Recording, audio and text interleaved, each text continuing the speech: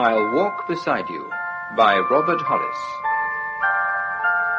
With Sarah Badel as Janine, Brenda Bruce as Lavinia, and John Rowe as Russell. I'll Walk Beside You.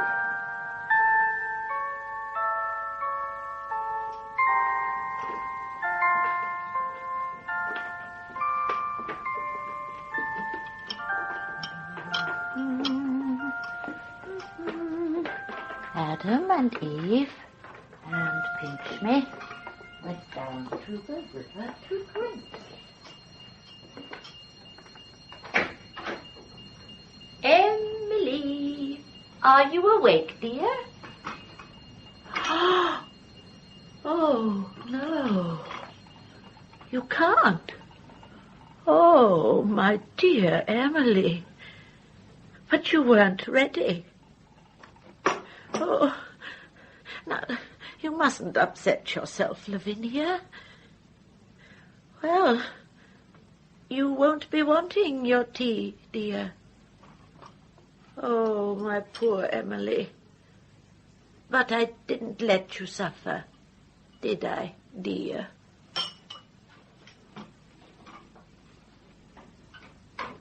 The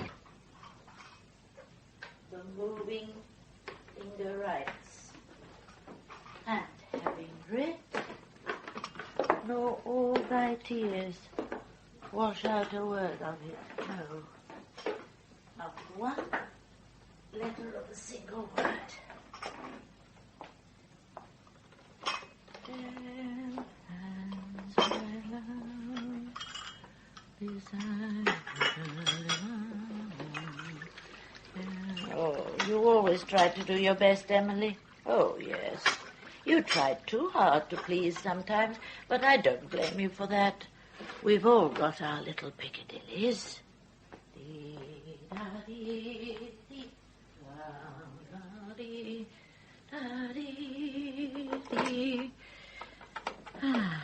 Then you never had very good taste, my dear.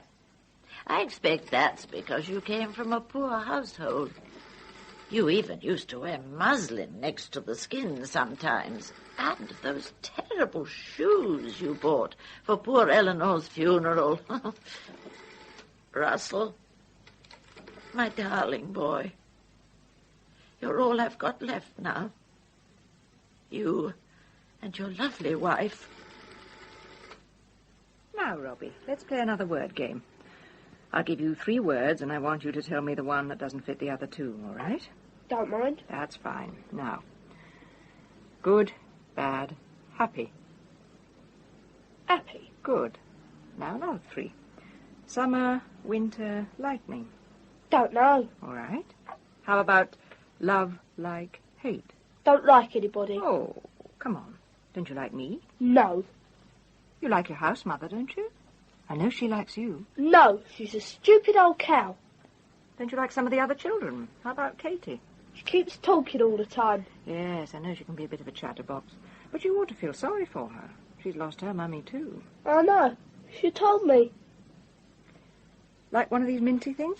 All right. Yeah. Oh, shall we play the memory game now? All right. Well, you were telling me yesterday that your dad once put a spider in your teacup. Why did he do that? 'Cause he wanted to frighten me. Perhaps he meant it as a joke. He wanted to frighten me. Don't you like spiders? No, they come and crawl all over my pillow when I'm asleep. How do you know if you're asleep? 'Cause I know. Are they still there when you wake up? When I was a little girl, I had a chest of drawers in my bedroom, and I used to imagine the drawers were full of mice. Did you? Yes. I was terrified that if I opened them, all the mice would jump out and run all over me. Anyway, this went on for about a year, and then my mother got fed up with it, so she stood beside me and made me open them. Well, I plucked up all my courage and I opened the bottom drawer. And can you guess what happened? No. A moth flew out. Did it? Tell me something nice that you remember. I found a young magpie once. Really? Where? Down by the old railway line. What did you do with it? Took it home. And what did you feed it on? Anything. Flies, beetles, bread and milk. It even used to try and gobble my finger. Well, I expect it was hungry. It probably thought you were its mother. It used to recognise me and start chirping. Did it grow into a full-size magpie? No. My dad made me take it back. He said he couldn't stand it shitting all over the place. Climbed up a tree and put it back in the nest. Well, I should think its mother was glad to see it back again. No. She's gone off somewhere else. Anyway, I think that's enough for today. Look, Robbie, would you like to start at our play centre tomorrow? It's mostly for the older children, but I'm sure you'd enjoy it. You've got all sorts of games and competitions. You make up little plays. And if you don't want to join in, you can just do something on your own, like drawing or painting. Mrs. Pember's in charge. I'm sure you'll like her. She's great fun. Don't mind. That's fine, then. Well, I'll tell Mrs. Pember to expect you. Thank you, Robbie. Bye.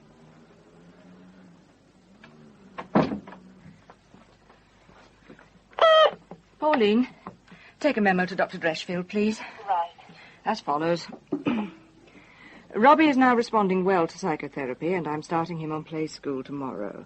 I also recommend, with your approval, immediate reduction of drugs with a view to complete withdrawal within 60 days. Got it. Oh, by the way, your husband just rang. He's holding on the outside line. Oh, right. Put him through.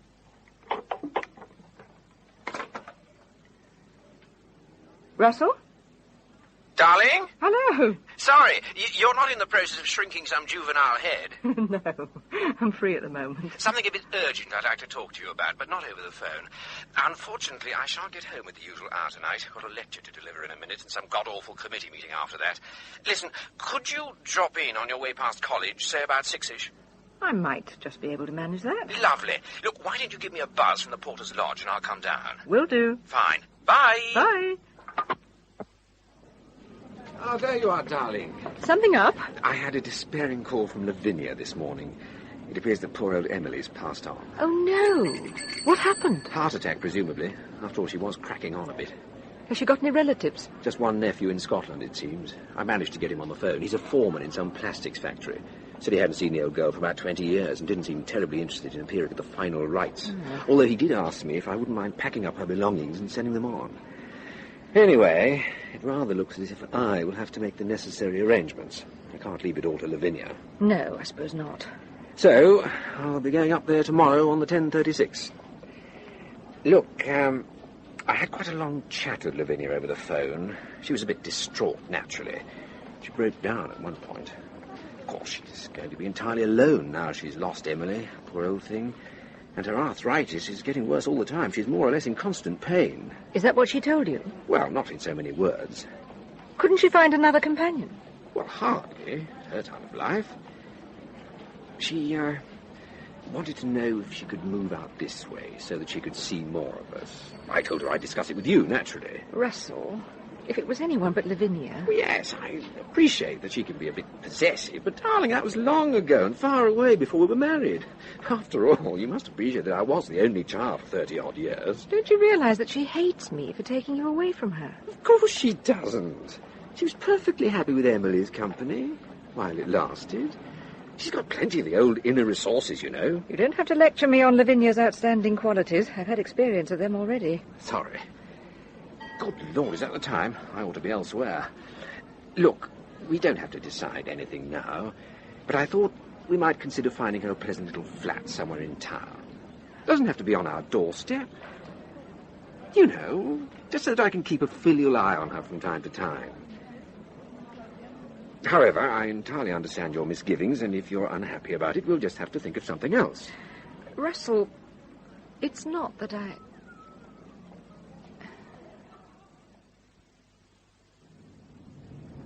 Oh, there's going to be a rainbow. I knew there would be on my first day. The omens are all in your favour, Mumsy. You always love being in Cambridge. I'm sure you're going to like the new flat. No doubt you'll soon rustle up a few kindred spirits, and if you do happen to have any problems, I shall always be on the other end of the blower. Russell, you're so kind to me. I don't deserve it. Absolute nonsense. Just think of all those years when I was a real little horror. Oh, you were never anything of the sort, dear. How is Janine? Janine is bursting with rude health and waiting to greet you on your doorstep. Russell, now, you must tell me the truth. Does she mind my coming to live near you like this? Of course she doesn't. Why should she? She's very much looking forward to having you around.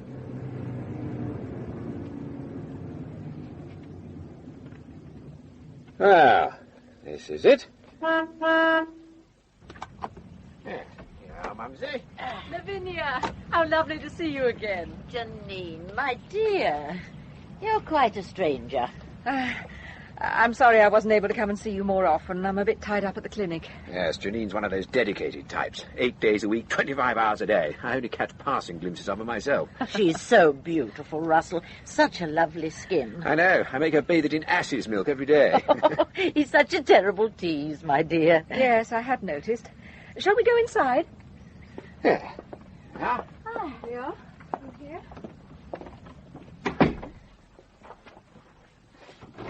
Oh, isn't it lovely? It's just like a dream. Even my old sewing basket. Oh, Russell. Well, Janine did most of it, including the curtains. They're beautiful. Oh, you remembered my favourite colour. You're so clever, my dear. You have such very good taste. Hey, what about my good taste, Mumsy? I picked her from the herd. You were very lucky. No question of luck, just my impeccable judgment. You sound as if you're talking about a horse. Sorry, darling. Still, I've got to admit you were first past the post. Well, how about some tea? I'll go and put the kettle on. Oh, can I do something? No, just take the weight off your feet. I suppose too many cooks do make a mess of the rhubarb pie. Yes, I suppose so. It's so nice to see your lovely face again, dear. Do you really have to work so hard at your hospital? Well, it's what you might call my profession, so I don't really mind.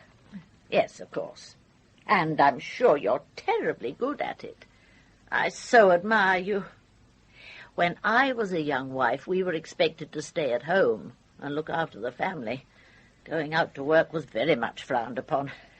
My husband would never have allowed it. A woman's place was either rocking the cot or making the ketchup. That's what he always used to say.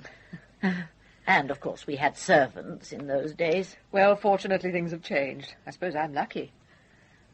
It must be very difficult for you to cope, my dear, having to do the cooking and the housework when you come home. Not really. We sort of share it out. Russell's very good at cooking, especially the continental stuff, and we have a Mrs. Kelly who comes and cleans for us 2 mornings a week. I'll tell you what I'm going to do, my dear. I'm going to make myself useful. I'm going to do some cooking for both of you. I know just what Russell likes. That's very kind of you, Lavinia, but really there's no need. We eat out rather a lot, and I'd hate you to go to any trouble. Oh, no. I insist, my dear. I shall enjoy it. Oh, please don't think I want to interfere in your lives. I shall be perfectly happy living here on my own. Oh, no, it wasn't that. It was just... Please, don't say another word, my dear. Right, enough of this feminine chit-chat. Master's back now. Mumsy, 2 lumps of sugar as usual.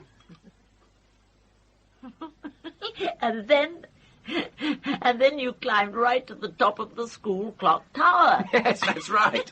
Mind you, I had no fear at that age. Nowadays, I get a stiff dose of vertigo looking at circus dwarfs. Anyway, as I recall, the headmaster sent for a fire engine, but by the time it arrived... When the fire engine arrived, my dear, Russell had climbed all the way down again. Yes, or, to be more accurate, slid. A sharp shower had occurred in the interim, and the tiles had become rather slippery. I was only saved from instant extinction by a fortuitous gargoyle. The firemen were quite livid, of course. They sent the headmaster a bill for £20 for raising a false alarm. Which you had to pay out of your allowance, you naughty boy. Exactly. Except I seem to remember that you slipped me an extra tenner on the sly. Janine, sorry. Another ginger biscuit? No, thanks. And don't you remember when we were staying at Aunt Wendy's house in Bournemouth, and you put a crab in her bed? I don't think I care to be reminded about that. Oh, my dear. She was quite hysterical. She came rushing into my room with this crab clinging to her nightgown. I think she took it rather well. She did speak to me again after a lapse of about 5 years. Well, I've got a few things to get before the shops close. I'll leave you to your memories. Let me read your teacup before you go, my dear. I'm sorry, Lavinia. I just don't believe in fortune-telling. Bye. See you later, Russell. Yes.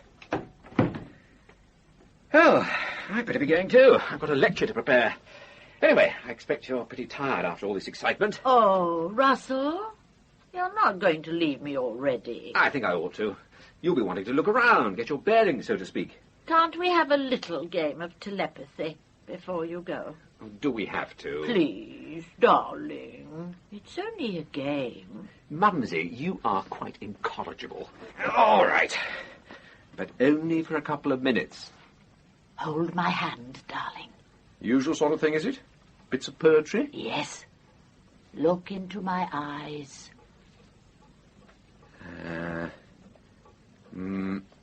I think I've got it. The, moving finger writes and having writ.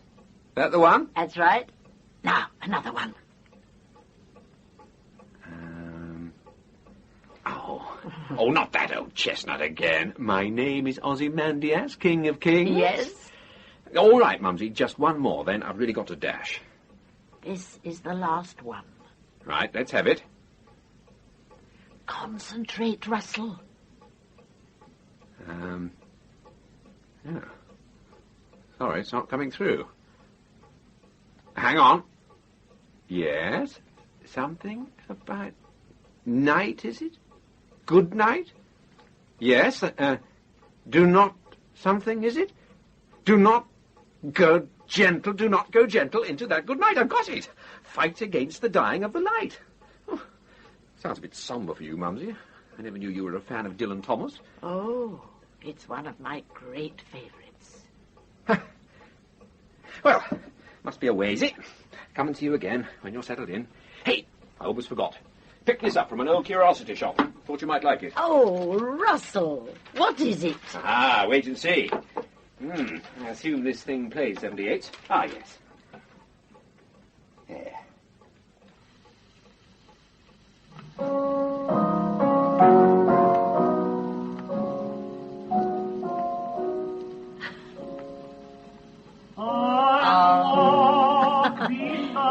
It's Count John McCormack. That's right, your old lover boy.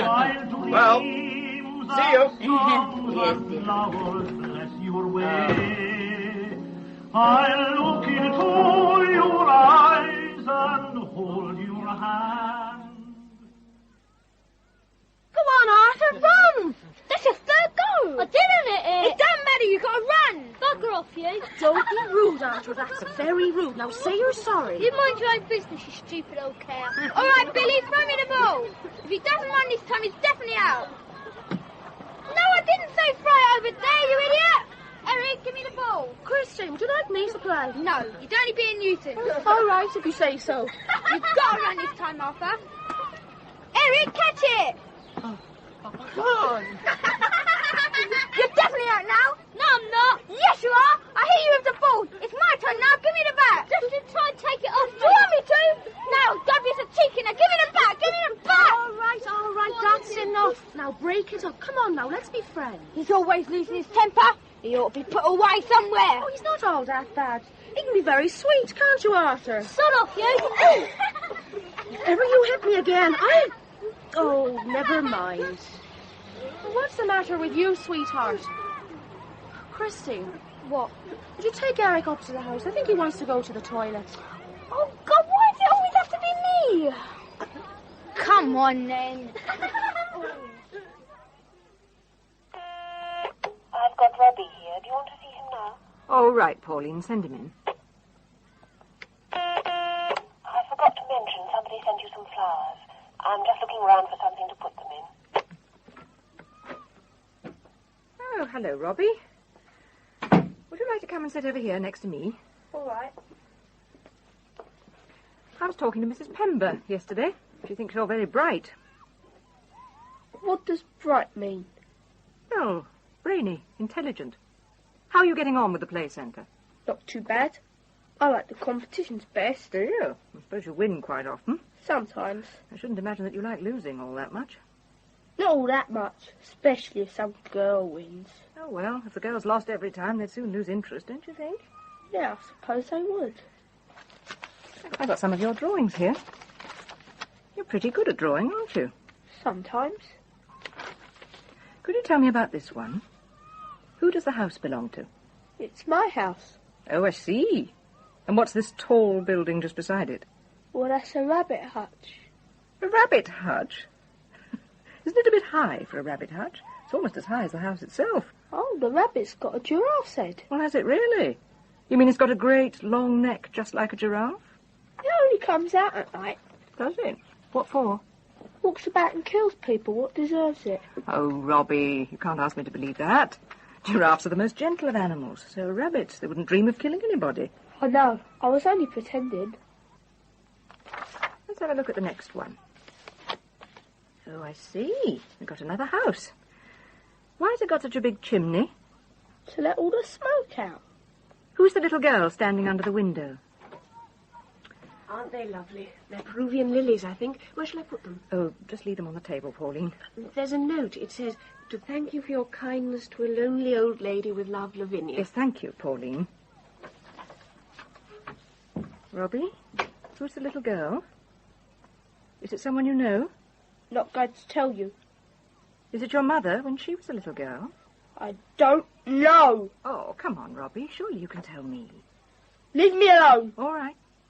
Let's forget about the little girl. Now, what about that big eye in the middle of the window? Who does that belong to? I don't like you! Robbie? Now, don't you think that was a very silly thing to do? No! Robbie?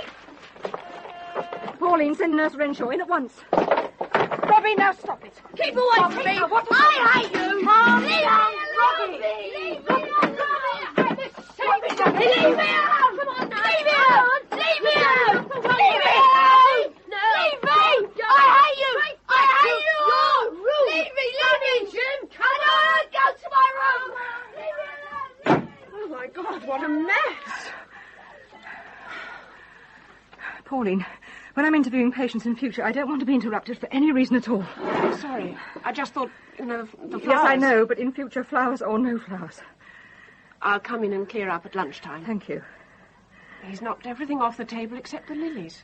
Pauline, I've decided I'm not very keen on Peruvian lilies. Would you take them out, please, and throw them away? Oh, and would you find out if Dr. Dreschfield is free? Simon, are you very busy just now? You won't believe this.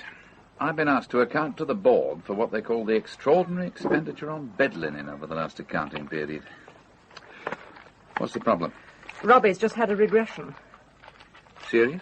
He went berserk and wrecked my consulting room. I had to have him restrained. I thought you'd given up the weed. I intend to. Conditions aren't very favourable at the moment. Did anything happen to spark off this reaction? Nothing unusual. I was analysing some of his drawings. Uh-huh. What was in them? Well, there was a girl standing in front of a house. His mother, possibly? That did occur to me. And he became disturbed when you suggested it? At about that time, yes. But I'm not at all sure that that was the catalyst. I do think it was a bit of a risk taking him off drugs so early. I'm sure it wasn't that, Simon. He's past the stage for withdrawal symptoms. All right. I'll have a look at him tomorrow. But I think we may have to put him back on sedatives at least. There's something else which perhaps I ought to mention. Just before he freaked out, Pauline brought some flowers in. I'm sure they had an adverse effect on Robbie. How come? I don't know. But when he threw all the stuff on the floor, he left the flowers alone. Sounds like pure fantasy, my love.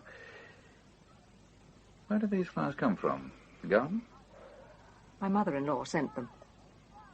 Oh. So now we invade the territory of the music hall joke. Am I to assume that she's not one of your favourite people? Oh, it's not that, Simon. Actually, she's a very sweet old lady. I'm sure you'd get on with her like a bomb if you met her. That doesn't answer the question. Do you like her or don't you? Yes, of course I do. It's just that she's... Why, of course? Oh, well, it's not very important. It could be. Very important. Please tell me more about this mother-in-law. It's just that she's got a certain sort of... charisma. There's something about her which makes my skin crawl. Which in some way manifested itself through the flowers she sent you to the extent of affecting Robert. Well, I know it sounds... Now, listen. Suppose you identified those flowers with the old lady, right? Mm-hmm. Which caused a strong hostile reaction, which was then communicated straight to Robbie. I've known that happen before. These youngsters can pick up emotional disturbances in adults like hedgehogs pick up fleas. Especially the schizos. Oh, do you think that's what it was? I think it could well have been. What I'm really saying is this. I don't think it's a good idea to hold analytical sessions with kids when you've got something weighing on your mind. I've made the same mistake dozens of times. Nowadays, I'll cancel a session at the drop of a hat if something's bothering me. I'm sorry, Simon. I accept that it was my fault. Oh, forget it. You've got nothing to feel sorry about. You've done a great job on Robbie already. Remember what he was like when he came? I do. I'll have a good look at him tomorrow, and we'll see where we go from there. Oh, and on the brighter side, I think Christine will soon be ready for discharge, provided we can find her the right sort of foster parents. Ah, good.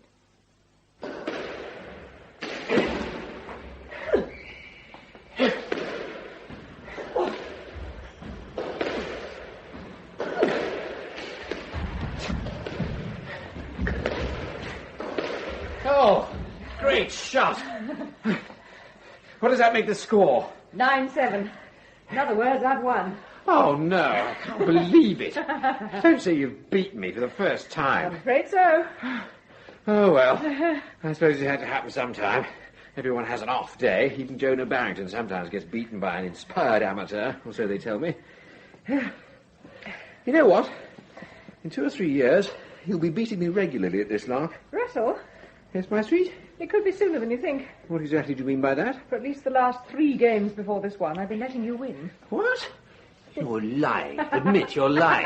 No, it's the truth. I swear it. Oh, please, pretend it's not true. I'll do anything you say. I cannot tell a lie. Oh, I'm getting old. My wife can beat me at squash. Oh, after that, I seriously need a stiff drink. Gin and tonic, I think, for the lady. A large one, please. Plenty of ice and lemon. And myself, something rather similar. Oh, I think I can manage that, sir. Good. Well, had a good day at the shrink tank? Much the same as usual, I suppose. No outstanding traumas? No, just the normal ration of average ones. You forgot to ask me how the book's going. How's the book going? In terms of sheer quantity, not bad. I managed 1,000 words today, or 957 to be precise. I actually counted them. Sounds terrific. Oh, by the way, Andrew Foster rang me up this morning, wants me to do a discussion programme on the box next Tuesday. What about? Extrasensory perception, which, of course, I know nothing about. Some American professor's just written a new book on the subject, and he's coming over to launch it here. Ah. Andrew's going to interview him, and he wants me to be the opposition. Sounds a bit outside your territory. Yes, it is a bit. Still, there's no problem. Should be a piece of cake. I just read the book and latch onto the weak bits. Quite dishonest, of course.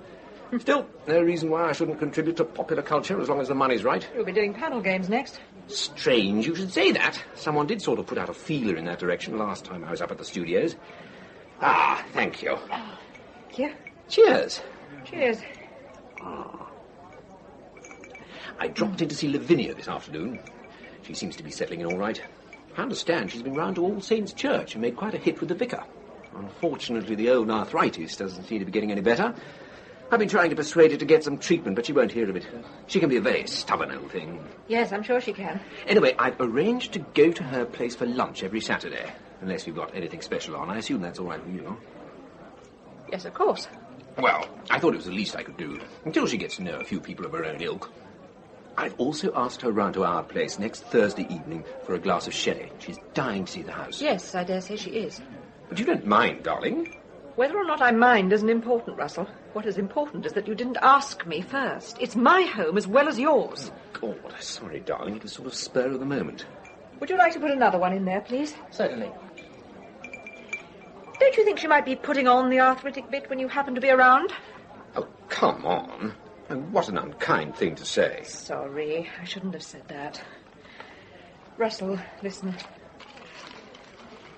I don't want you to think I've got anything against Lavinia. I quite like her. Have you got a match? Sorry. Thank you. But you did say when we talked about her coming here that she wouldn't be a problem. She's only been in Cambridge 6 weeks. Already she rings up about 3 times a day. Now you're going to lunch with her every week, and you've asked her round to us without my knowledge. Don't you think you ought to encourage her to be a bit more independent? She's only, just over 70 now. She could easily live another 15 years. The way you're carrying on, she could be dominating our lives within 6 months. I've seen that situation before. It is certainly not going to happen to me. All right. I take your point. I assure you it's not going to happen to either of us. But She's old, and she's lonely, and she's my responsibility. I'm not asking for your support, but I'd appreciate your understanding. Oh, Russell, for God's sake! Diddle, diddle, dumpling, my son John went to bed with his trousers on. Taffy was a Welshman. Taffy was a thief. Taffy came to our house and stole a leg of beef. His new book on the subject of extrasensory perception. Also with me in the studio is Russell Patterson. Went down to the river to drink. Now, what you say on, I think... Yes, page 67, is that extrasensory perception has been shown to be much more acute in some animals, and rats in particular, than with Homo sapiens. And you go on to claim that the development of frontal lobes in humans has drained off certain areas of the brain in which this faculty was alleged to lurk. Alleged is your word, not mine. And that may be so. But you put this forward without any real semblance of scientific proof. And I'd like to suggest to you that the whole book is riddled with similar skeletal theories. No. Surely what Russell Patterson is saying is that there is no real evidence that such a faculty is possessed by humans. Precisely. There is ample evidence of this faculty being possessed by humans, stretching back to medieval times. I would like to cite the experiments in mental telepathy of established authorities such as Professor Gilbert Murray of your own Cambridge University. And coming back to the more recent past, Uri Geller is an obvious example. Well, I certainly agree that Geller is a first-class magician, if nothing else. Professor Kaufman, you've been working in this field for quite some time. I should have thought that you yourself would have developed some of these extrasensory perceptions during that time. No, sir, I've never been so lucky. Where the rose blows, along the river's brink. Either you were born with it, with or you don't have it. Well, I'd be inclined to think, from the flimsy evidence of your book, that nobody, sorry, lost my train of thought. The roses of, no, where the rose blows. Where the rose blows along the river's brink, with old Khayyam, the ruby vintage drink. You were saying you weren't convinced by the evidence. Yes, that's right. Sorry, I was just trying to record a couple of lines of verse from a fairly well-known poem. Now, what I'd like to point out, Professor, is that anyone listening to this program will have received these lines loud and clear with certain electronic assistance, right? Right. Well, if you could arrange for us to sit here in the studio and receive messages from members of the audience sitting at home without electronic assistance, then you would number me among the converted. No, really, darling, I thought you were very convincing. It was one of your better performances. Well, I suppose there must be some merit in being able to waffle on almost any subject for and against. I'm not quite sure what it is. Matter of fact, people like Uri Geller terrify me. Still, the money's always useful. About 30 years' time, I'll be up there with A.J.P. Taylor. Oh, look. There's a squirrel. Do you remember telling me that Lavinia can transmit messages? Oh, you mean the old telepathy game? We've played that since I was about so high. Can she transmit messages? No, of course not. She's got a few favourite bits of poetry, particularly the Omar Khayyam epic, which I've come to know by heart over the years. We've done it so often I can tell what's coming up next by the expression on her face. It's just a harmless bit of fraud, really, but she seems to enjoy it. Terrible old hypocrite you've married. Let's sit on the grass for a bit. All right.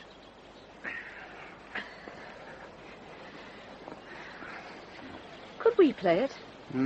Play what, my sweet? This mental telepathy business. Whatever for? I just want to. What now? Yes, why not? No, honestly, it's a load of old codswallop. Oh, let me try, please. I'm sorry, darling, but this conversation is beginning to bore me. If you can play it with Lavinia, why can't you play it with me? Look, it has to be someone who you happen to be particularly close to? I wasn't going to say that, actually. No. Oh, all right, if you insist, we'll have a go. Do I have to shut my eyes? No, just grab my hands. All right? And look straight into my eyes. Now, concentrate on whatever it is you're trying to send, and I'll try to pick it up. A piece of poetry? If you like. All right. I'm sending... now.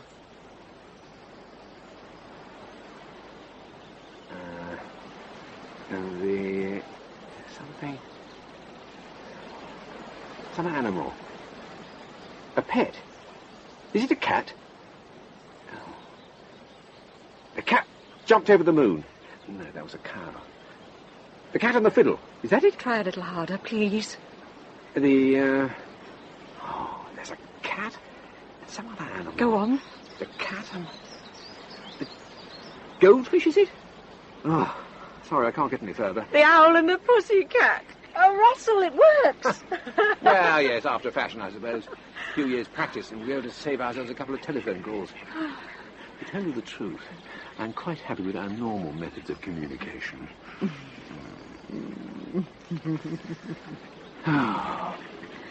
Suppose we ought to wander back. We've got Lavinia coming this evening. Let me fill you up again, Mumsy. Oh, I oughtn't to, really, my dear. I've already had a plentiful sufficiency. Just one more. Well, I suppose a little of what you fancy doesn't do you any harm. There we are. Ah. Well, what do you think of the old homestead, Mumsy? I think it's perfectly splendid. My dear, you've made such a comfortable home. It looks so very much lived in. It's terribly scruffy at the moment, I'm afraid. Our Mrs. Kelly left us a fortnight ago. Yes, somebody else offered her some vast stipend, and loyalty has succumbed to human greed. Don't worry, my dear. Russell was always hopelessly untidy. Every morning when I used to go into his bedroom, everything was higgledy-piggledy. Sheets twisted in knots, pillows all over the floor, things scattered all over the bed, toys, bits of chemistry sets, bows and arrows, even bicycle tyres. Remember the time you bought me a bow and arrow for Christmas? The one I shot Cadle the gardener with through the kitchen window. Oh, yes, that was on Boxing Day when he was doing something to the drains. You hit him in the trouser leg. That's right. I was aiming for a spot between the shoulder blades, but I miscalculated the strength of the wind. You were obviously aiming too high that time. Oh, no, I never do that. I've always had the philosophy of the mousing owl rather than the towering falcon.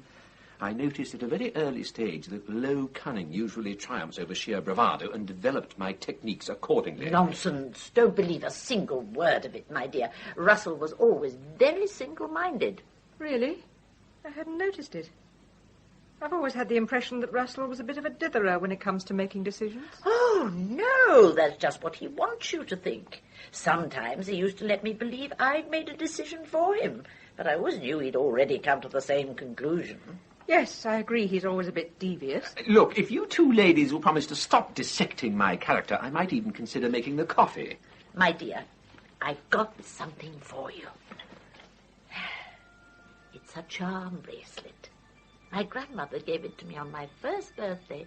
It's hundreds of years old. Oh, it's beautiful. It must be very valuable. Lavinia, I couldn't possibly accept it. Of course you can. I'm sure Mumsy very much wants you to have it. Let's see what it looks like on you. Now, let's... just 1 second. Oh, let me do it for you, dear. Huh? These men are hopeless. There you are. It looks smashing on you. They say it should never leave your possession. Otherwise the luck will leave you and follow the talisman. It's extremely kind of you, Lavinia. I've got something else I know Russell will like. Can you guess what it is? No idea at all. There's one for both of you. Oh, Mumsy, your individual fruit pies. Oh. Now, what's this one? Blackberry and apple. Darling, these are really, really scrumptious. Mumsy's special recipe. Well, I always say the proof of the cooking is in the pudding. Mumsy, I do wish you'd stop bending those old proverbs. They're beginning to howl with anguish. Right.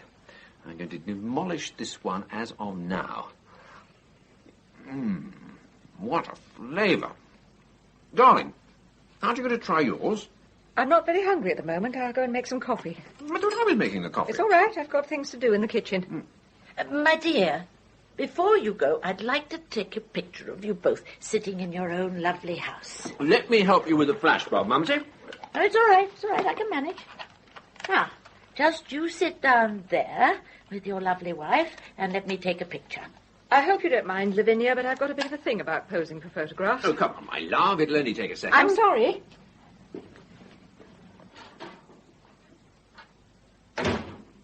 Russell, why doesn't Janine like me? Of course she likes you, Mumsy. She's always been very fond of you, but she's a bit on edge tonight. She's been dealing with a very difficult case, and you know how it is. She just can't put it out of her mind. Yes, I know. I'm being very silly, really. She's such a wonderful girl. So conscientious. That's better. Look, we've got lots of photographs taken together upstairs. I'll dig one out and let you have it next time I come over. Let me find you another cushion. There. That's more comfortable? Thank you, dear. Mumsy, that was a little bit naughty of you the other night, playing telepathy with me when I was on the box. Oh, darling, I just wanted you to know I was there. You certainly achieved that. No, I'm being serious, Mumsy. It can be just a little bit distracting in the middle of a live studio discussion. I'm sorry. It was very silly of me. Will you forgive me? Yes, I think I might consider it just this once.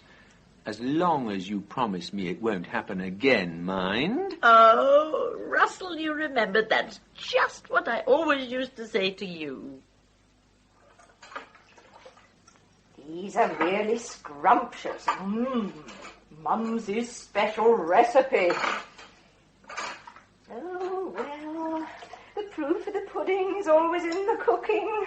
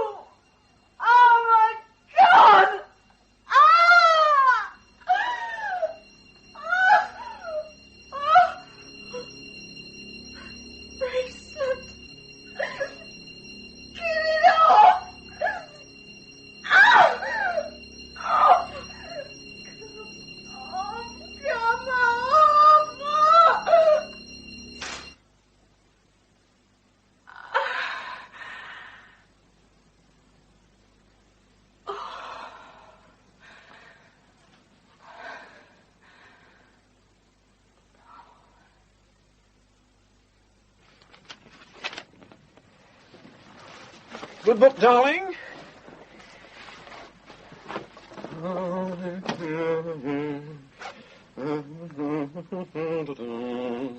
Thought you were a bit uptight with Lavinia this evening, my sweet. Really? What makes you say that? Well, after all, she was leaning over backwards to be nice to you, and you didn't exactly respond. After all, it wouldn't have taken a very significant sacrifice on your part to let her take a photograph. You might possibly, with a monumental effort, have taken a small bit of her fruit pie. It's not exactly a crime to give the old dear a bit of pleasure on occasions, is it? Russell, I've never liked posing for photographs. I think it's a totally vacuous exercise. You know that perfectly well, so why should I pretend? With regard to the fruit pies, I just wasn't hungry. In any case, I couldn't possibly have competed with your drooling performance. As a matter of fact, as you are no doubt aware, I absolutely loathe fruit pies. I just felt it was up to me to make some sort of effort, especially as you weren't dishing out any huge chunks of support. Poor old Mumsy. She thinks you detest the sight of her. Am I supposed to respond to that suggestion? No, not really. Forget it. Russell, there's a couple of things I'd like to say about Lavinia. First of all, as you know, she always clenches her left hand like a claw. It's supposed to be arthritic. But when she fastened that bracelet on me, both of her hands were completely free and supple. Afterwards, when I was making the coffee, I had a terrible pain in my back. I immediately connected it with the bracelet, and as soon as I took it off, the pain had vanished. What are you trying to suggest? Haven't you ever pinched a nerve before? Yes.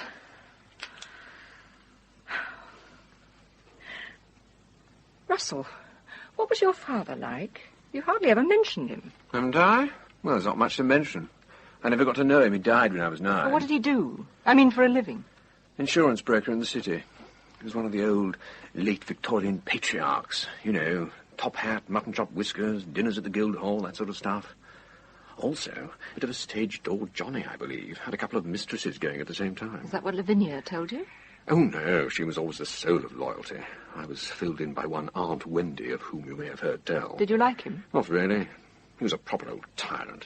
He used to scare the hide off me whenever I saw him, which wasn't too often. He was never the nursery visiting type. He always used to make a point of coming home for lunch on Saturdays, sometimes full of charm and bearing flowers, but usually he'd be drunk. It was nothing for him to be 2 hours late. We had to sit there solemnly waiting for him to arrive. Sometimes, when he was full of brandy, he'd sit there sobbing or gnashing his teeth. If he didn't like the food, he'd throw it on the floor. Oh, that must have been awful. It wasn't exactly salubrious. That's why I decided to have lunch with Lavinia every Saturday. Some attempt at compensation, I suppose. What happened to him? In the end? Died of food poisoning, apparently. Really? Yeah. Picked up a stiff dose of salmonella from somewhere. It was always out of restaurants. Seafood, I think it was. The doctor said it was prawns. I remember feeling a great sense of relief that he wasn't going to be around anymore. Oh, all the juicy secrets of the Pattersons unfolded into your lovely little shell-like ears. Russell? Hmm? Do you realise why Lavinia has come to live here? No, tell me. She wants to take you back. Are you serious? You think she stands a chance? Just had a telephone call. The top brass is coming down on Friday. What top brass? Well, to be more explicit, Judith Haycock, Under Secretary to the Health Ministry, is going to look us over to see if we get another government grant after next year. Simon, they can't close us down. I wouldn't be too confident. There's been cutbacks all over in the last 6 months.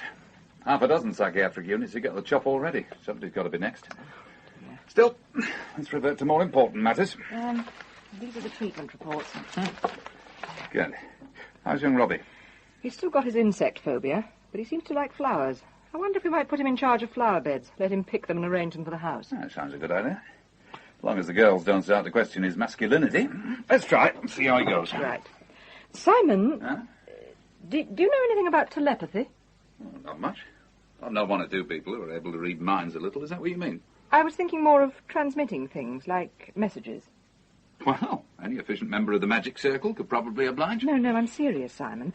I'm wondering if it's possible for someone to transmit other things like physical pain. Well, it's moving into the realms of witchcraft, isn't it? Ah! Don't tell me you're getting obsessive about your mother-in-law again. I suppose she is getting under my skin a bit. Are you sure you're not using her as a substitute? How do you get on with Russell these days? Well, we have our differences of opinion, but nothing more. I'm very fond of him. Only it did occur to me that you might be having problems with Russell at the unconscious level and passing them on to the old dear, making her the scapegoat. Simon, Huh? she came over to see us a few days ago. She gave me a fruit pie. I couldn't eat it, so I threw it out on the lawn. Next morning, there was a dead thrush lying next to it, and I could see the peck marks. Oh, come on, love. Thrushes do die of old age. Yes. Yes, I know they do. I'm sorry, I'm just being stupid. Oh, don't worry. No one's walking over your grave. Listen, I should be taking a fortnight's break in about a month's time, and you'll have to cope while I'm gone. So, why don't you and Russell nip off to the hills for a week before I go? I could manage without you for a bit. It's very kind of you, Simon, but I don't think it's the answer. Do you expect any of these children to make a full recovery? One or two, perhaps. The best we can hope for is that they can eventually make a reasonable adjustment to society. What do you mean? Will they get jobs or get married? Or... They might possibly be employable. It's doubtful if they'll be capable of loving relationships. Yes, sounds rather pessimistic. What do you think, Mrs. Patterson? I never make hypothetical predictions. Lucky you. I usually have to, especially where large sums of public money are involved. What are you doing now? I thought you might like to see some of a play school conducted by some of Mrs. Patterson's patients. Would you like to sit there, Mrs. Haycock? Yes, thank you. I don't want to hear any swearing, mind. All right, Shirley. Go ahead. Go on, then. Who are you, might I ask? Emily Yale. I'll bring you some flowers. They're no good. Anyway, I'm Cleopatra, so you can't be any idiot. Who are these ragged people? This is Elvis Presley and Queen Mary. If you're Elvis Presley, let's hear you sing then. I don't wanna. I'm Queen Mary. Anyway, I've decided to cut your head off. What? You? Who are you trying to kid? Unless you agree to worship God Almighty. Never heard of him. Be on your way, you insolent dog. I'm not an insolent dog. I'm the King of England. Stop trying to contradict. Well, I'm Cleopatra, the Queen of Jews, and that's a lot more important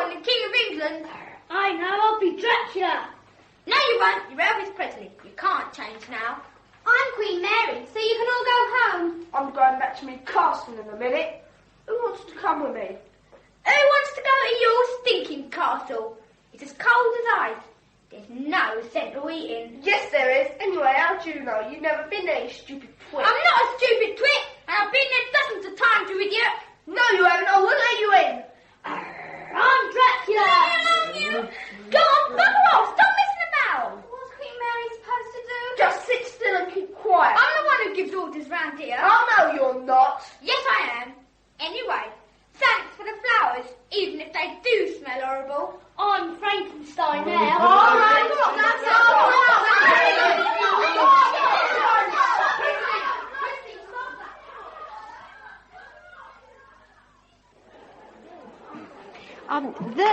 That young boy who was Henry VIII and the girl, Cleopatra, are they really disturbed? I mean, wouldn't they make the same sort of progress in conventional institutions? Christine has been to 3 or 4 already, and we're the only one that would take Robbie. He burnt the last one down. Now, I am slightly worried about your staff-patient ratio. It's almost 1 to 1. Is that really so? All right, These children need to be supervised day and night. Every member of my staff works a 60-hour week. If I had to lose more than one staff member, I think I'd have to abandon the entire project. Well, I'd like you to understand, young man, that it might help me if you were able to suggest some means of reducing your budget.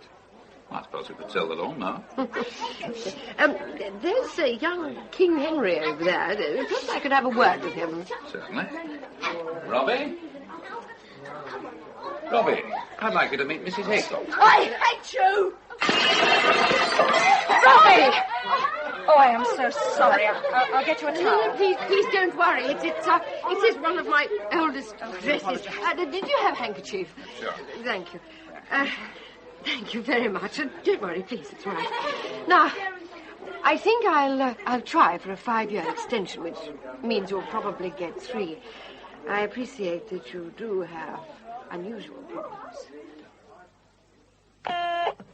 Your husband's just arrived. Oh. Ask him to come in, please. Russell, you didn't tell me you were coming. Well, surprise, I suppose, surprise. I knew the top brass was coming down, so I thought I'd offer some comfort. I saw the official wagon in the drive, so I thought I'd keep a low profile until the heat was off. She's promised to extend our grant. Oh, great! When's the celebration? I think there's a bottle of sherry around somewhere for special occasions. Thank you, my lovely, but sherry in the late afternoon is not to be considered. Oh, by the way, I brought Lavinia with me. She doesn't get out a lot, as you know. Lavinia? Where is she? Well, I didn't think it was a good idea for her to negotiate the stairs, so I left her in the garden having a chat to some of your adorable young psychopaths. Which particular children was she talking to? Was one of them a boy called Robbie? Rather short, dark, curly hair? Yes, I think I recall a youth of that description. Why do you ask? Russell, please try to understand. These children are under very specialised treatment. All the staff here are trained to deal with them by very specific methods. At this stage, we try to keep them away from all outside influences until they are able to cope with them. Surely, darling, Lavinia, I mean. They seem to be really enjoying her. It's not just a question of Lavinia. Suppose we open the gates to all and sundry. What would you think if I barged in on one of your tutorials? I'm sure my students would be over the moon. Russell, you can be such a sententious bastard sometimes. Where did you leave Lavinia? Now, my dear, what are little girls made of? Sugar and spice. And all things? Sugar and spice and all things nice. And what are little boys made of? Slugs. And snails. And puppy dogs' tails. Lavinia! How nice to see you. I've been having a nice talk with one of your lovely little gals. I've decided to adopt her as my honorary niece. Mumsy, I don't want to rush you, but it's time we were underway. Christine, I think Mrs. Maguire is looking for you. What for? You must go now, my dear. All right. Come on then, Mumsy. Up the daisy. You mustn't wait to see us off, my dear. I know you must be terribly busy. Pauline, you'd better get home now. Oh, right. Shall I get some food turned up for you before I go? Don't bother. I'm trying to cut down. It's your figure. You should worry. What about poor old me? Shirley, is something the matter? Here, come and sit down. It's Christine. Well, what's wrong with her? You see, I noticed she was getting Tin in the face I didn't take much account of it until just now, when she was helping me tidy up. And she came over faint. So I told her to get into bed while I sent for you. And oh, my dear God, the bones were sticking out of her body. So I put her on the scales, and she's just 5 stone 2. Oh. She's wasting away. So I asked the other girls, and they said she's eaten nothing for the last 3 weeks. But surely you'd have noticed before if she hadn't been eating. Oh, surely I should have. But she's been helping with the cooking and taking her meals in the kitchen. And she's been wearing 3 sets of underwear the whole time. For the last couple of weeks, I've let her take baths on her own. Because she said she was a lady and wanted to be private. Shirley, please don't upset yourself. It's not your fault. Is there anything I can do? No, thanks, Pauline. Come along. Come on, we'll go and have a look at her. Sugar and spice and all things nice. Christine, are you awake? Why haven't you been eating? I don't want to get fat. But you've never been fat. I want to be a model. You're much too skinny to be a model or anything else. I want to be a model. What you got in your hand? Nothing. Leave me alone. All right. Mrs. McGuire is going to bring you a cup of hot chocolate in a little while, and I want you to promise me that you'll drink it. All right, Shirley.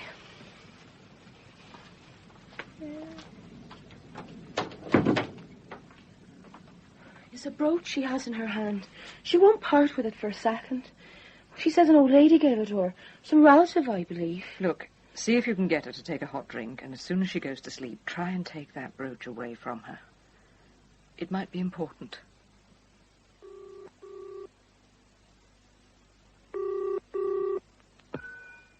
Dr. Wixon here? Ah, Dr. Wixon, sorry to trouble you at this time. It's Janine Patterson here, Stanhope Clinic. We got a severe case of anorexia nervosa, a girl of 13. I'd like to get her into hospital right away. She's very weak. You mean tonight? Yes, if possible. All right. See if I can find her a bed. Oh, thank you. Pauline? Yes? Thank you for staying. Would you ring Dr. Dreschfield's hotel in Norfolk and see if you can get him? Say it's an emergency. Simon. Ah, there you are. Sorry, I had to drag you back. Oh, you did the right thing. Anyway, it poured with rain the whole time. I've just seen Christine on the way through. How is she? It's a bit rough. Wixon's put her in the intensive care unit. She's still refusing to eat or drink. I'll soon have to start intravenous feeding. Was she still clutching something in her hand? Yeah, some kind of ornament. They've nearly all got something they hang on to in times of stress. Rag doll, bunch of ribbons. As you no doubt know. It's an amber brooch, which was given to her by Lavinia. She came here about 3 weeks ago, which was just about the time Christine started fasting. Which proves? Robbie's already had 2 regressions after some sort of contact with Lavinia. Don't you think it's more than just coincidence? In what way? Well, some people are carriers of physical disease which contaminates others without affecting themselves. Isn't it possible they might be carriers of mental illness which can also affect others, especially if they're already mentally disturbed? And you see your old mother-in-law in this role? I'm just suggesting it's a possibility. It's quite an interesting theory, but it needs a little more research. In other words, my love, don't you think it's time you rid your mind of this ludicrous twaddle? Look, while I was at the hospital, I phoned Alex Mullion, who is the head lad on anorexia in this country. He told me that a girl who already had a psychotic background would be around 15 or 20 times more vulnerable to the condition than a normal one. So all we have to be is a bit unlucky. Janine, listen. I know how you feel about Christine, but we've got to put this behind us and concentrate on the other kids. Right? Yes, of course. At the moment, I don't think you're in any great shape to do that. You've obviously got a pretty severe hang-up over this little old lady, and you need to get rid of it, because it's begun to affect your nerves, and it'll soon be affecting your performance. I'll give you the symptoms, if you like. You're smoking all the time, you're losing weight. Agreed? Yes, I know. All right. What I'd like you to do is to take some time off. Get away on your own for a few days if you can and get it sorted out. Come back when you feel like it. Will you do that? If you want me to. Oh, Christ, Janine, you know I couldn't run this place without you. But I need you firing on all plugs instead of just ticking over. For your sake as well as mine. Particularly for the kids' sake. Where exactly are you thinking of going? Warberswick, on the Suffolk coast. Oh, great. I could do with a sniff of sea air before term starts. When do we leave? Russell, Sue Barkworth has a cottage down there. She's staying there at the moment, and I've arranged to spend a few days with her. You mean I'm not included? You're going to stay with old Jolly Hockey Sticks without me? Oh, darling, please try to understand. I need to get away from all my usual associations. It's just for a little while. I haven't seen Sue for a couple of years. I'm sure she'll be very good for me. Oh, God, they're not driving you round the bend as well, are they? I've only just got you back. You mean I've got to carry on going to bed with a copy of Playboy? It won't be for long. Well, make sure it isn't, my sweet. Otherwise I shall be a nutcase by the time you return.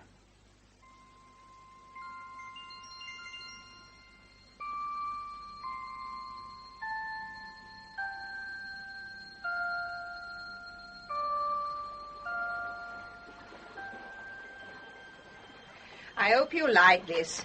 It's got some French name, but it's really Lancashire hot pot with a dash of garlic. Sue, I'm so sorry. I'm not at all hungry.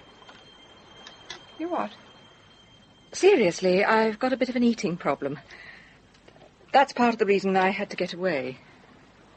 How long has this been going on for? About a couple of weeks. I'll be all right tomorrow. I feel much more relaxed already.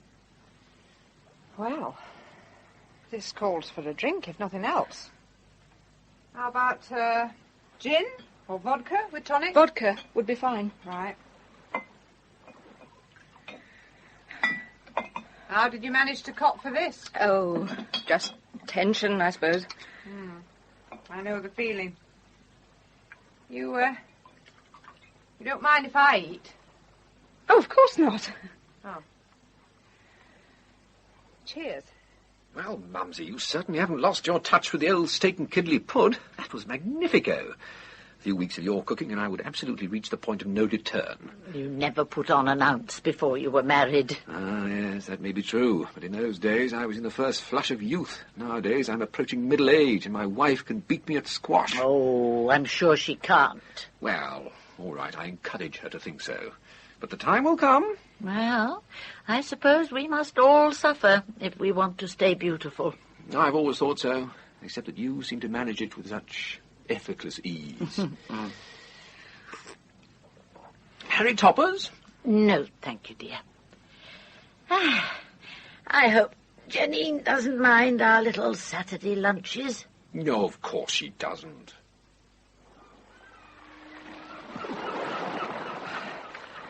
Hey, I thought I was fit, but I can't keep up with you. Isn't it great? It's the first time I've walked along a beach for years. I wouldn't take too much exercise, Janine. You're burning up energy, you know. Oh, nonsense. I think you could well afford to shed a pound or two. Come on, race you back to the jetty. Mumsy, one of my professional colleagues, a lecturer in physics to be precise, has his mother staying with him. She's a lovely lady, very civilized, very much your sort of ilk, in fact. She's also about the same sort of age. I was wondering if you'd care to meet her. I'm sure she'd love to have a chat with you.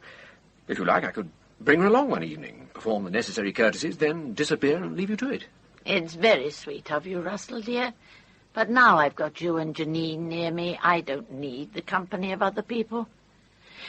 Anyway, I don't expect to be here for very much longer. Oh, come off it, Mumsy. What sort of talk is this? You've got another 20 years yet. What would I do without you? You have a wonderful wife to look after you now. Russell, take my hand, dear. Mumsy, no telepathy today. Not in your present state of mind. Please. Janine, you've been here a week now, and you've not eaten a thing. You're just living on vodka, and you're smoking like a chimney. Don't you think you ought to see a doctor? Whatever for? I never felt better in my life. You can't go on like this. You're all skin and bone. Don't worry, I'll survive. Cheers. All right, Mumsy. Get ready to receive. This time, I want you to send me something I couldn't possibly know about. Oh, but that's not fair. Please, Russell, let me try. All right. Now, let me think. Right. I'm sending now. I can't give you the words, but it's something about sending thoughts to other people. Mumsy, that's amazing. Listen, this is what I was sending. It's from Berkeley's second dialogue. To me, it is evident that sensible things cannot exist otherwise than in a mind or spirit, whence I conclude that seeing they have an existence distinct from being perceived by me, there must be other minds wherein they exist. Can we try another one, darling? If you carry on like this, I shan't have a thought to call my own. Right, just one more. But this time, none of this intellectual nonsense. Are you ready? But when the sun was low in the west, the Dong arose and said, "What little sense I once possessed has gone right out of my head." Oh, well, the time has come, the lobster said. Russell, I've decided to have a little dinner party next Wednesday, just for you and Janine. I'm going to cook you some of my special things. Oh, good. Oh, hang on a second. Wednesday could be a problem. We've got something on that night. Couldn't you put it off? Oh, well, not really. I've got my old professor and his wife coming to dinner. I tell you what, Mumsy, make it the week after, yes? Not Professor Littlejohn. That's right. Oh, my dear, I met him when you were an undergraduate, don't you remember? Yes, of course you did, yes. At the garden party, when it pelted with rain and we all had to run for shelter. He was a man of such superior wisdom. He said if you didn't get a first, he was going to jump in the nearest canal. Yes. Well, I had to save him from the Grand Union. It was about 60% raw sewage. Oh, Russell, couldn't I meet him again?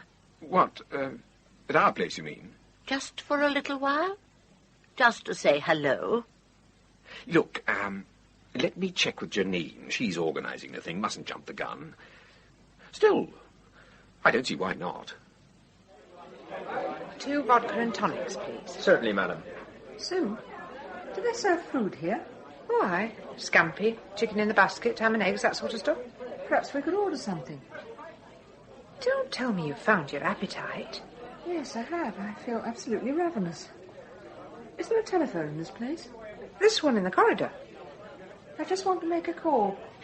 Thank you, madam. That's £1 and 20 pence exactly. Oh, and chicken and chips twice, with roll and butter. Right.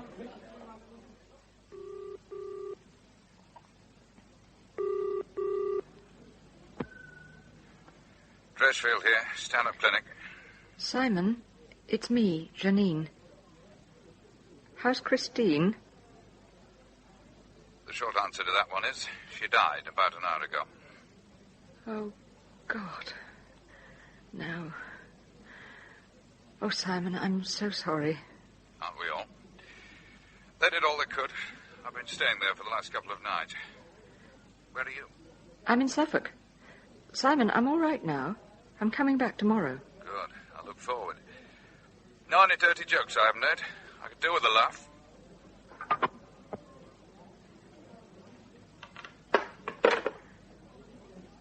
Oh, God. Don't you think it's extraordinary? What is? The pear tree. Last year it was loaded with fruit. This year it could only manage half a dozen. Perhaps it decided to take a sabbatical. This is the last one. Would you like half of it? No, thanks. I had a call from Brenda about an hour ago. They'll be arriving about 7 on Wednesday. Good. Got a pretty sharp mind, old Angus Littlejohn. Or at least he used to have. I mentioned their visit to Lavinia while you were away. She actually met him once. One of us will have to pick them up at the station and run them back. Yes, well, let that be me. Actually, she's very keen to meet them again. Lavinia, I mean. Of course, she hardly meets anyone these days. So I thought I might pick her up on the way back from the station, bring her over for half an hour for a drink and a chat, and run her back before we start to eat. Would you be amenable to that arrangement? No, I would not be amenable to that arrangement. Well, just to have the odd word. It wouldn't do any harm, would it? Russell, Angus Littlejohn was my professor as well as yours. I'm very fond of him, and I'm also very fond of Brenda. I haven't seen them for 3 years, and I'm looking forward to having them for dinner. And just this once, I am not having Lavinia around. I'm sorry. Aren't you being a bit unkind, my love? Did you invite her? No. I suppose you could say she invited herself. Exactly. But was it necessary for you to tell her the little Johns were coming? You certainly don't seem to be enamoured of the old lady, darling. What's she done to you? Whether I like Lavinia or not has nothing to do with it. I just don't want her at this particular dinner party, and I can't understand why you keep trying to force her on me. Look, nobody's trying to... Oh, my God. Right, I accept your decision, my sweet. Lavinia will not feature on the guest list. Which leaves just one small problem. What's that? I'm just wondering how I'm going to tell her she's not wanted. Would you like me to do it? Yes, all right. What a good idea. Why don't you? I'll do it now. Hello? Lavinia, this is Janine. Oh, hello, my dear. I was just thinking about you. It's about Wednesday. I think Russell told you we're having dinner with our old professor and his wife. Yes, my dear. I remember the professor very well. Such a charming person. Yes. I believe Russell said something about your coming over for a while. Well, I'm sorry, but that won't be possible. Oh, I am sorry. Is something wrong? Oh, no, it's just a question of time, really. You see, they won't arrive here till about 8, and they've got to catch a train back to London, and... Well, we haven't seen them for such a long time, and we've got an awful lot to talk about. I hope you don't mind. My dear, of course not. You naturally want to be alone with your old friends. Perhaps we could fix something up for a bit later. That's quite all right, my dear. I mustn't intrude upon your private life. Damn.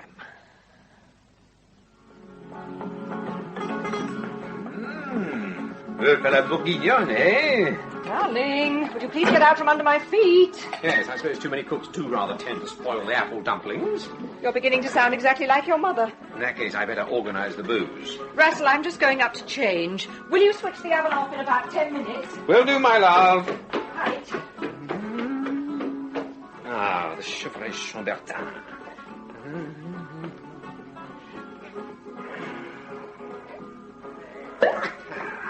Russell! Can you come up a minute? Coming!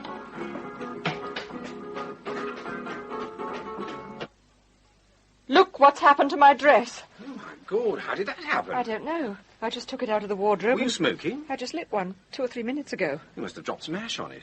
This stuff's pretty highly inflammable by the look of it. Russell, I couldn't have done. Look.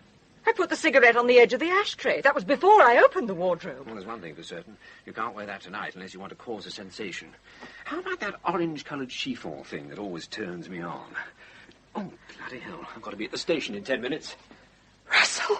What's the trouble now? Look at my hand. What's the matter with it? I don't know. I can't straighten the fingers. Well, not to worry.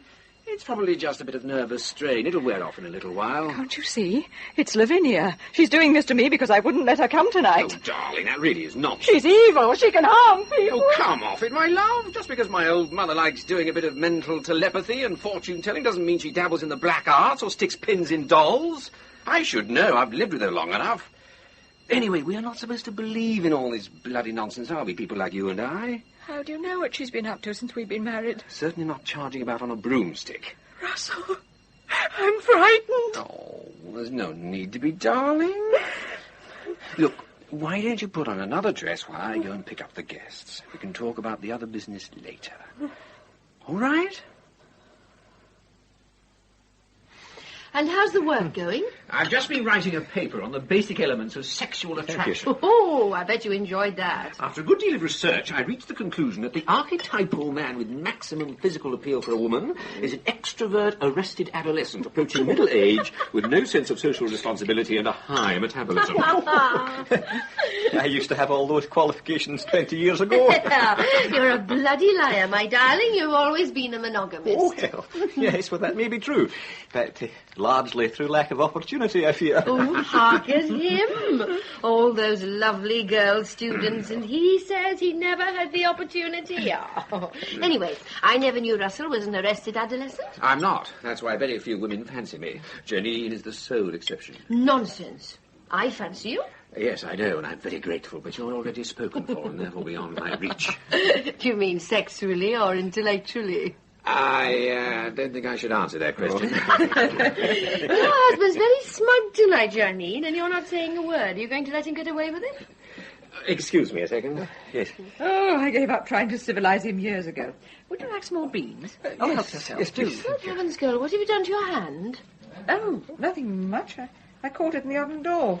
It seems to have bruised the fingers. Ah, well, for one moment I thought you had arthritis. Yeah, I've had that in my shoulder for years, but you're much too young and gorgeous for that sort of complaint. I'm awfully sorry. I'll have to leave you for a little while. I just had a call from my mother. She seems to be in rather a bad way. Oh, dear. What's the trouble? I don't know. She just sounded very distressed. She only lives half a mile away. I shan't be long. Please forgive me. Oh, yes, of course. Don't worry about us. No, you go on. Your beautiful wife will entertain us while you're gone. Excuse me a moment, would you? Of course. Russell? Russell, what does she want? She just said she wanted to see me, and it was very urgent. Can't you see? She wants to punish me by ruining the dinner. No, it was much more than that. I could tell by her voice. Oh, don't go, please. I'm sorry, darling. I must. What's all this about then, Mumsy? Russell, I've decided to end my life, darling. I just wanted to say goodbye to you. I'm sorry if I've spoiled your dinner party. Will you ask Janine to forgive me? Oh, no, you haven't swallowed all these. No, Russell, please. I want you to sit down and listen to me. I can't stand the pain any longer. And there's nothing the doctors can do. I'm only a terrible nuisance to you and Janine. You're nothing of the sort. Yes, I know. I'm the wasp in the jar of ointment. I've outlived my welcome. Mumsy, listen. There's a very good specialist in arthritic diseases right here in Cambridge. I only heard about him yesterday. I'll get you an appointment tomorrow. No, I'm not going to see a single doctor more. I want you to make me one last promise, Russell, that you won't tell a single soul. I shall just go off to sleep, and someone will find me in the morning. How could I possibly promise that? We've never refused each other a promise or broken a confidence. Please, Russell, just kiss me and let me go to sleep. You can't ask me to do this. Please. Please.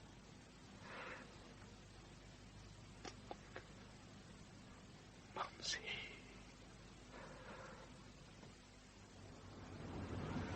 Oh, Mumsy, I shouldn't have left you. One thing is certain, and the rest is lies. The flower that once has blown forever dies. Gather lilacs in the spring again, and walk together down a country lane. If you want to throw stones, you mustn't live in a conservatory. Did you ever meet Russell's mother? Yes, I seem to remember she came down to the college once. We had a strawberry tea together on the lawn. What did you think of her? Oh, I don't know. She was full of bright chatter, and obviously very devoted to Russell. She seemed to be quite a charming old thing on the face of it. Janine, my love, you haven't said a word about your work at the clinic. I'm sure Angus would love to hear about it. I'm only a nuisance to you and Janine. Fight against the dying of the light. Round and round the garden like a teddy bear. Yes, Mumsy, I'll keep my promise. Once bitten, twice sly. Yes, I would agree that most physical illness has some sort of psychosomatic origin, but that still leaves us with a problem. If this is true, what is the source of mental illness? It's a sort of chicken and egg situation. However, I'm afraid Brenda and I will have to catch our train before we arrive at the answer to that one. Oh, I'm sorry. I just can't imagine what's happened to Russell. Oh, don't worry, my dear. I'm sure his mother needs him more than we do. It's no fun getting old. Anyway, it's a privilege having you all to ourselves. Yes, absolutely. I'll run you to the station. Oh, no, we wouldn't dream of it. I'll ring for a taxi. Oh, please don't. It's no trouble. I've got my car outside. Well, whatever the transport arrangements, I want to thank you for a lovely meal and a very entertaining evening. I'm sure Angus has enjoyed it. He hasn't taken his eyes off you for a second. This woman watches me like a kestrel, as you may have noticed. Good evening, Dr. Patterson. What would you like, sir? A large brandy. Book it to my account. We've all got our little Piccadilly. Glad to see you. I've been intending to give you a ring. There you are, sir. Thank you. It's about the election. You've got a lovely wife to look after you now. I realise there's no immediate... Stands But as I seem the to be church in the clock chair, I at thought 10 I'd to make a 3, and is there I'm honey sorry, still? I just want to be left 14. alone. Sorry, old boy. I say, are you all right? Well, my dear, thank you for a most enjoyable evening. It was lovely seeing you again. You're looking very tired, my love. You'd better get straight to bed when you get home. I'm sure that man of yours isn't looking after you properly. Oh, I'm all right. I'll come and see you off at the platform. Oh, no, you won't. You go straight off home. And listen, next time you're in London, promise you'll come and see us, all right? Of course I will. Love to. Ah, good. Goodbye, then. Bye.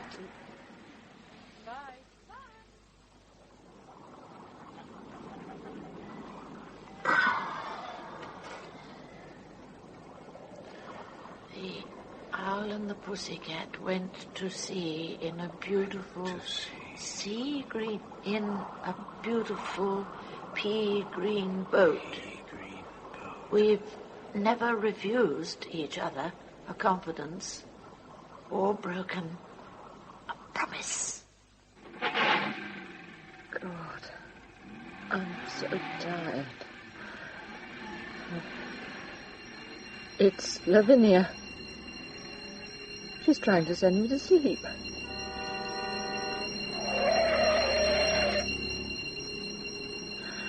I will not go to sleep. I will not. Adam and Eve and Pinch Me went round the river, down the river to sink.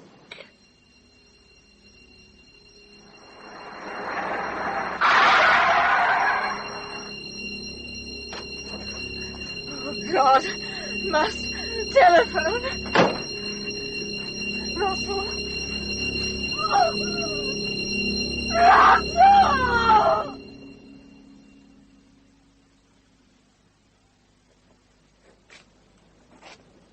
Mumsy, why are you doing this to me? Where the slow rose blows, Russell.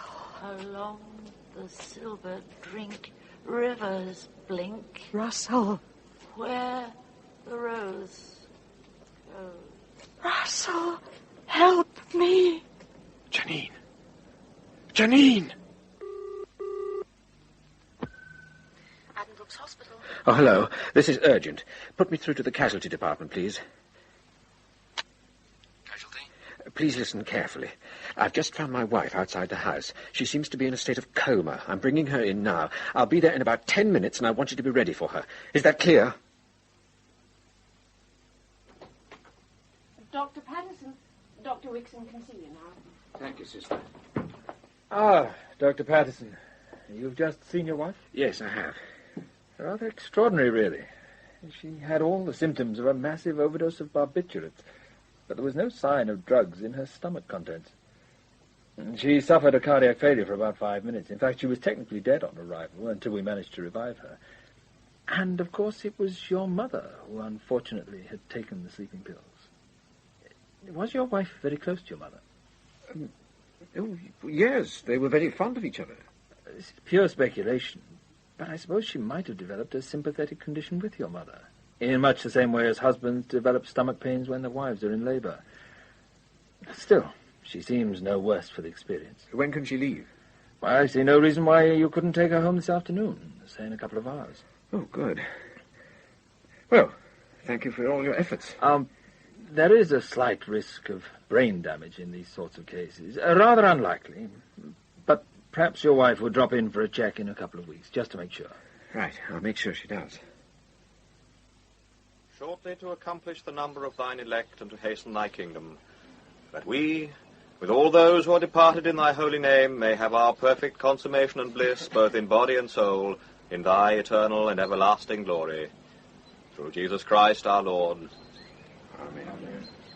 The grace of our Lord Jesus Christ and the love of God and the fellowship of the Holy Ghost be with us all evermore. Amen. Thank you, Vicar. I'm sure your mother will find peace in the grace of our Lord. Aren't the lilies lovely? Yes, dear, they're brilliant, I think. Well, I suppose we'd better get back and organise the tea and crumpets. Russell, how long will it be before we inherit? Inherit what? Lavinia's money. I've no idea. It's hardly the time to discuss it now. Why not, darling? It's mine as well as yours. I didn't realise you'd suddenly become addicted to economics. Well, we've all got our little Piccadillys. Russell. What did I say just then? Don't you remember? No. That's why I'm asking you. It doesn't matter. It wasn't anything important.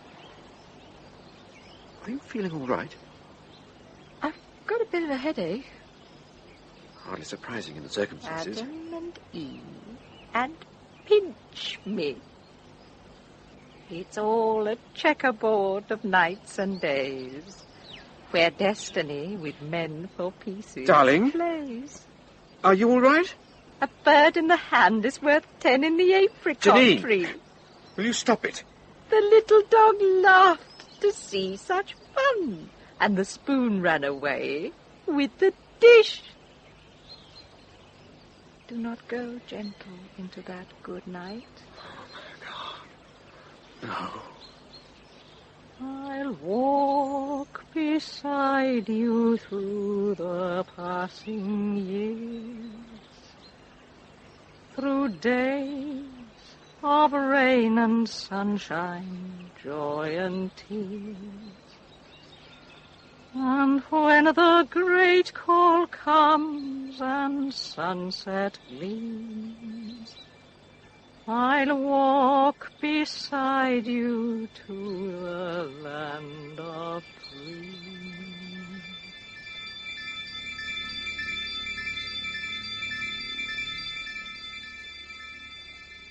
I'll Walk Beside You was written by Robert Holles.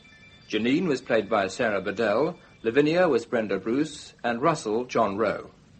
Robbie, Chip Sweeney, Pauline, Jane Knowles, Shirley, Theresa Streatfeild, Christine, Heidi Smith, Arthur, Marvin Charlton, and Eric, Spenser Banks.